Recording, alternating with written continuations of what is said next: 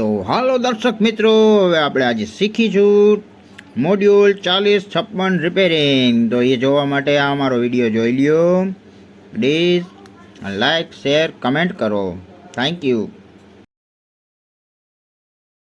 તો હાલો, નમસ્કાર દોસ્તો, કેમ છો બધા? મજામાં? આઈ હોપ કે તમે બધા મજામાં છો. તો સ્વાગત છે તમારું આજના અમારા નવા બ્લોગ. તો ન કહેવાય આમ તો, જો કે ઇલેક્ટ્રોનિક હોબીનું છે એટલે.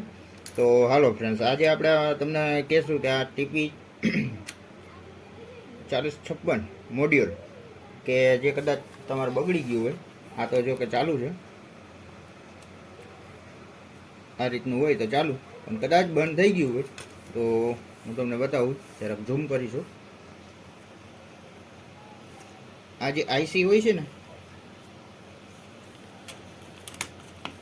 આ આઈસી એનો પ્રોબ્લેમ હોય છે. એટલે આ આઈસી જડદન બગડી જાય છે. એટલે આઈસીને બદલી આને બદલાવી હાવ હેલી છે. તમે આપણે આવું આયર્ન હોય, એટલે કે સોલ્ડરિંગ આયર્ન, આને આવી રીતે આમ રાખી ગરમ કરી અને આ રીતનું રાખશો એટલે આઈસી આપણે રિમૂવ થઈ જાય. અને હું તમને બતાવું, તમારો ટાઈમ બચાવવા માટે મેં બધું પહેલાંથી કમ્પ્લીટ કરી નાખ્યું છે. તો આપણે આ મોડ્યુલ તમારો ટાઈમ બચાવવા માટે કમ્પ્લીટ કરી રાખ્યો છે. અહીંયા છે 1N4007 ડાયોડ, જોઈ શકો છો. આ જે ડાયોડ છે એમાં કેથોડ એનોડ એ સાઈડને આ રીતના, એટલે કે પ્લસ માઇનસ હોય છે, એ આવી રીતે તમારે સેટિંગ કરી અને આ 1 2 3 4 અને 5, એટલે કે જે આપણે આ મોડ્યુલમાં જે આઈસી હોય છે એમાં પાછળની જે નીચેની જે પિનું છે એ 4 અને 5 કહેવામાં આવે. 4 અને 5ને એની જગ્યાએ આપણે ડાયોડ મારી દેવાનો છે. અને આ 7 નંબરની પિન અને અહીંથી આ 3 નંબરની પિન એને શોર્ટ કરી દેવાની છે. જો આ રીતનું 7 નંબરની પિન અને આ 3 નંબરની પિન એને શોર્ટ કરી દેવાની છે, કોઈ પણ વાયર અથવા જમ્પર વાયર મારી.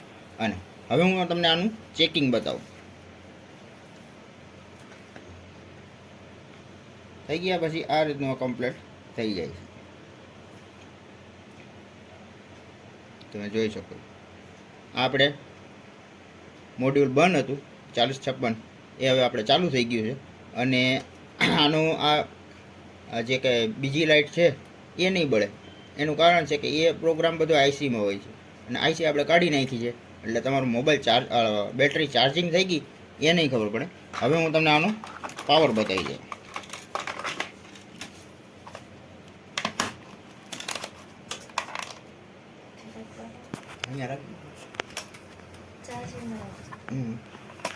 હવે હું તમને આનો પાવર બતાવી દઉં.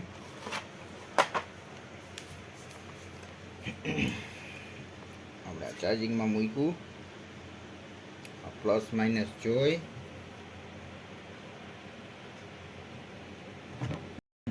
લો.